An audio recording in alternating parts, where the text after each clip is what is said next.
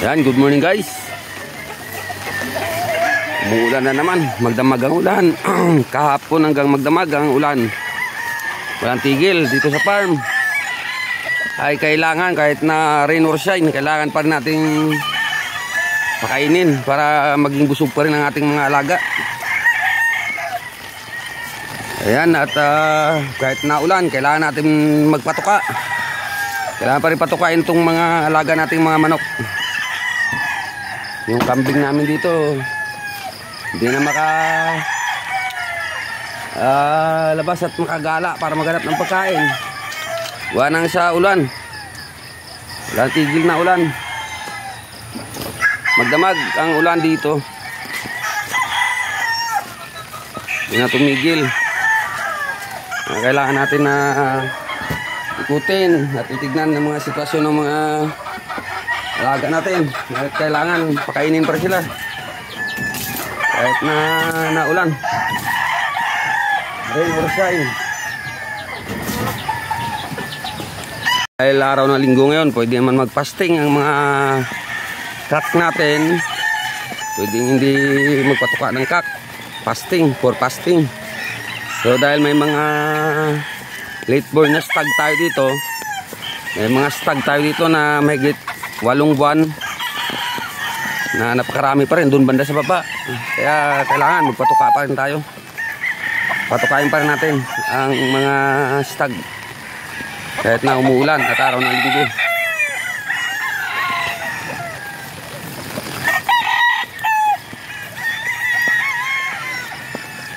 Yan dito guys, dito banda yung mga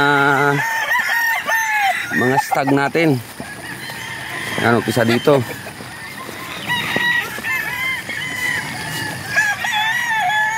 Yan. Ito, umpisa dito, puro stag to. Yan, hanggang doon. Check muna natin sila bago natin patukain. Check muna ang mga nila, baka mamaya may mga sumasabit or ano man. Yan natin lagi i-check itong mga stag natin.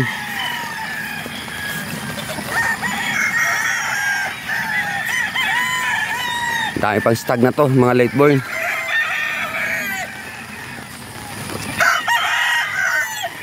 Yan to, puro stag to dito. Yan. Grabe, walang tigil ang ulan. Maghapon, magdamag. Ito, kailangan hindi rin namin mapagutuman itong nasa loob na to kasi gagawin namin inahin ng nasyonal at saka late born. Yan po, stag, mga abuhin. Dito mga winning line, abuhin. Yan mga stag. At ayan na guys, tumutuka na yung mga inahin natin dito banda sa upper cage na to. At doon naman tayo pupunta sa baba, doon sa mga gagawing inahin ng late born natin at saka pang nasyonal. At dito na tayo guys. Yan, dito na tayo sa mga pulit natin. 8 months may get to.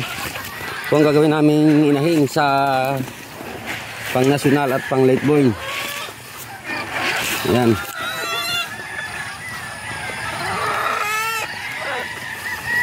Yan sila guys. Doon kayo natutulog?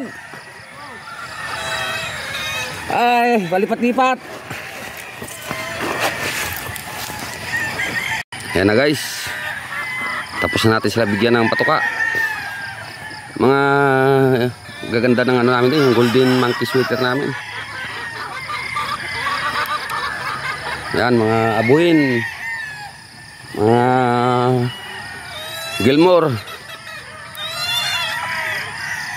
Guys, ay marami to dati. Itong mga inahin na to, kaya ang dami bumili, ang dami kumuha dito. Kaya ito na lang natira. Yung mga mahigit 8 months old na mga inahin natin. At ngayon guys, dito naman tayo sa battery cage. Ito pinapatukan natin. At least ito dito ay hindi sila nauulanan.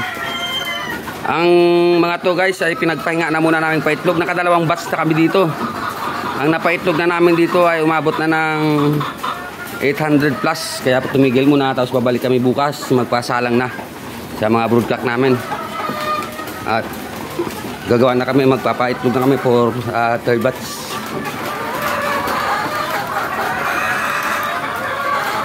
Yan, salamat sa panonood guys.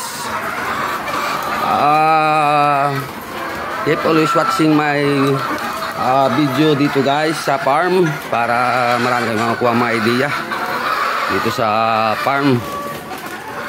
Yan, paki-like at pa-subscribe guys, pa-subscribe naman sa ating mumunting channel. Maraming salamat po. God bless us all. Thank you. Yan na guys, dito tayo sa mga kandang natin na patutukain. Dito kasi tayo sa farm guys, kaya yung patuka dito ay iniitsa lang natin. Pag doon naman sa conditioning area at ang patuka nakapasok na yan. Dito itsa lang. Yan, dito tayo sa kandang. Guys, salamat sa panonood guys. Please subscribe, like and share ng ating video. Maraming salamat sa inyo guys. Thank you. At ito na nga guys, napatukan na natin lahat ang mga stag natin dito sa baba. Ayan, mga stag yan, mga mahigit 8 months old na mga stag natin, late born. Yan, sila ay tumutuka na. Nabigyan na natin ng patuka. Yan, late born to lahat dito boy. Dito guys, mga boss, late born. Mahigit 8 months old na sila. Ayan, dito lahat yan sa baba. Ito mga abuhin. Mga gray namin.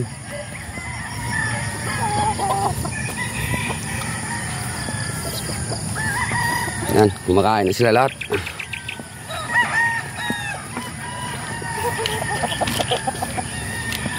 Thank you for watching guys. Maraming salamat po sa inyo. Please like and subscribe lang mga boss guys ng ating mumunting channel. Paki-subscribe nyo naman at paki-like. Maraming salamat. God bless us all. Thank you.